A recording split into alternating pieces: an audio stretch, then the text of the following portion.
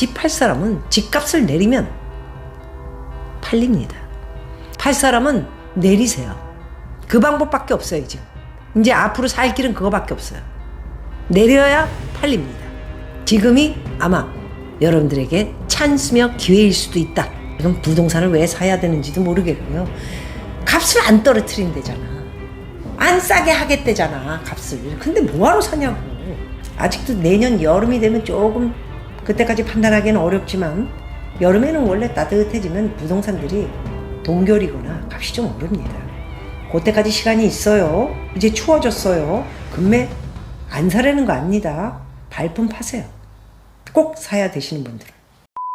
너무 뛰었나? 안 팔리고 매물만 쌓이는 강남 상구다?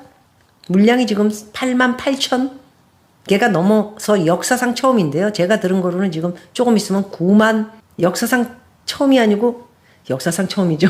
역사상 9만 가구가 되지 않을까. 서울 아파트 매매 물량입니다. 전문가들은 계속 매물이 늘어나고 집값은 안 떨어지고 정신을 못 차리는 거죠. 집 팔 사람은 집값을 내리면 팔립니다.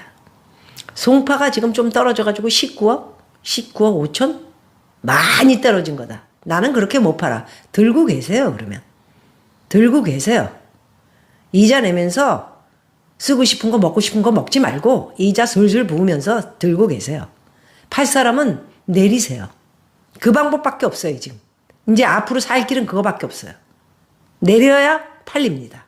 지금이 아마 팔리는데 내려서 그나마도 여러분들에게 찬스며 기회일 수도 있다.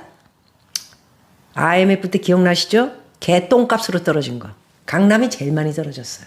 한양 아파트가 3억 5천. 제가 바로 다 거기 살았잖아요. 은행장이 저 찾아와가지고 자기 은행에다 돈 넣어달라고. 4억 넣는데 당시에 3% 줬어요. 1,200만 원. 한 달에. 신용금고 이런 무슨 뭐 솔로몬 이런 데에서는 거의 뭐 30%씩 줬죠. 거기는 어떻게 놉니까? 솔로몬은 뭐 한참 뒤에 망하긴 했지만 그런 상황이라 이렇게 말씀드리고요. 이제 전 국민이 살까 말까 눈치 싸움을 하고 있다고 합니다. 그래서 대출 규제 지금 뭐 현재는 이렇게 눈치 싸움 하면서 뭐 더 떨어지는 거 아니야 이렇게 하는데 알아서들 판단하세요. 알아서들.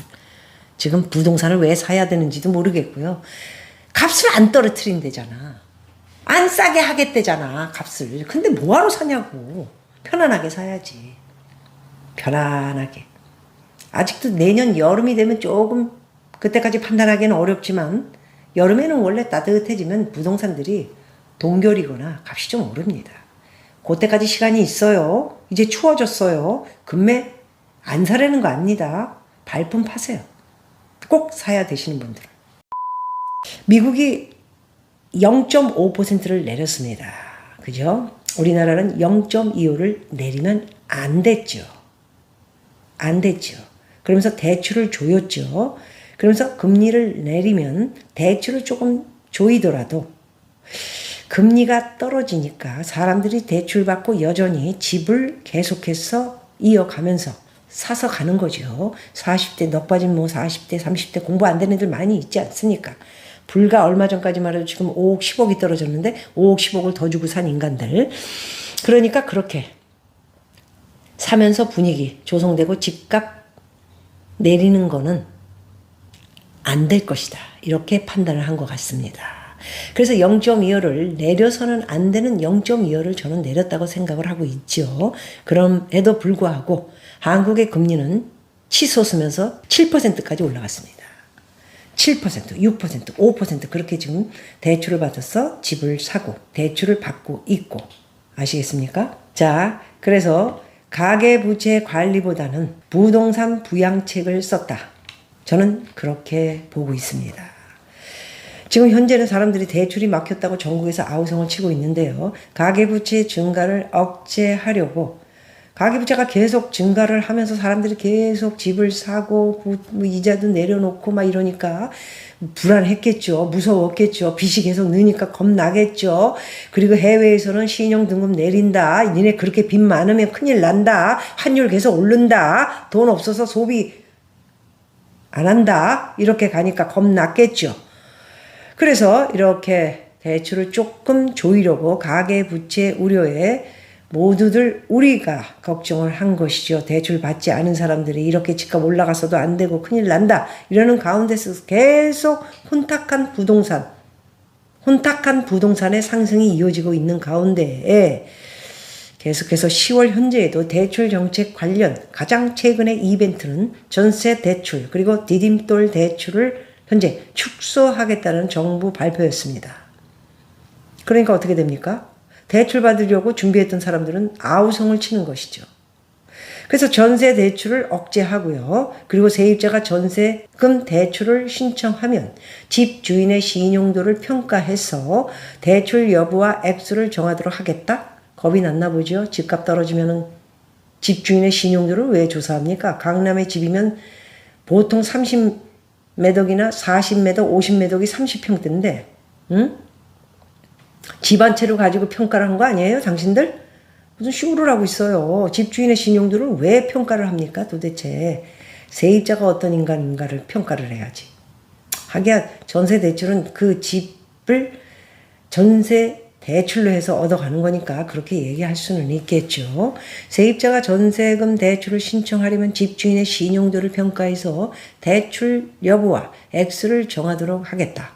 집주인이 신용도가 낮거나 이미 많은 대출을 받은 사람이 어떻게 전세를 줄 수가 있을까요? 이거는 무조건 대출이 안 나옵니다.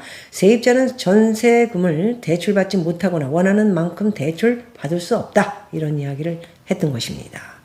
그럼에도 불구하고 내년에 다시 정부는 95조. 그건 또 뭡니까? 에? 하여튼 이놈은 부동산을 꽉 쥐고는 떨어지면 안 되니까 뭔가 불안한 거야. 뭘 계속 해놔야 되는. 에? 전 정권 그리고 이 정권 계속해서 부동산은 지켜줘야 된다. 부동산을 지켜줘야 집값이 떨어지면 우리나라는 폭망한다. 우리나라의 노인이든 40대든 30대든 90%가 부동산이다. 부동산의 빚더미, 대출 껴있고 월급 받아가지고 이자 넣어가지고 은행 돌아가고 이 짓 하면서 계속 돌림, 폰지 사기. 나라가 폰지 사기를 지금 계속하면서 돌려막기. 자, 정부 아파트 가격 부양체계. 백미는 정부가 직접 저리의 정책 대출을 확대한 사실이었다. 지난해 특례 보금자리론에 의해 올해 초에는 신생아 특례 대출을 신설해 빚내서 집을 사도록 독려했다. 이거 이렇게 한 거 나중에 큰 책임 받게 됩니다. 부동산 대폭락하면 뭐라고. 그래서 이제는 나아가 정부는 내년에도 이 정책 대출을 이어갈 것이다. 55조 원을 제공할 것이다. 부동산은 떨어뜨리면 안 되거든. 다음 뭐 좌파가 되든가 말든가 그때 가서 알 일이고 나는 몰라. 끝. 이건가요? 나라는 망하든가 말든가. 좀 제발 정신 좀 차리고 부동산 좀 잡읍시다. 예? 부동산 좀 잡아요. 0.25 지금 우리 내렸는데요. 금리 인하. 이것이 바로 금리 인하의 목적은 부동산 지킴이다. 저는 그렇게 보고 있고요. 제발 이번 달 다음 달이죠. 아직 10월이니까. 금리 인하 이거 정신 차립시다. 좀 잡읍시다. 지금 부동산 조금 여기서 조금만 밸런스 맞춰서 하면 떨어집니다. 10억 떨어지는 거 강남에서 급한 것들 팔면 덩지면 10억 떨어지면 20억 금방 떨어집니다. 큰 물건, 비싼 물건. 빚 많이 내서 막차 탄 애들, 상투 잡은 애들. 요거 조금 만듭시다. 예? 그래야 나라가 살고 대출도 갚고 빚이 없이 소비도 이루어지고 돌아갑니다. 새롭게 시작하지 않으면 우리나라 큰일 납니다.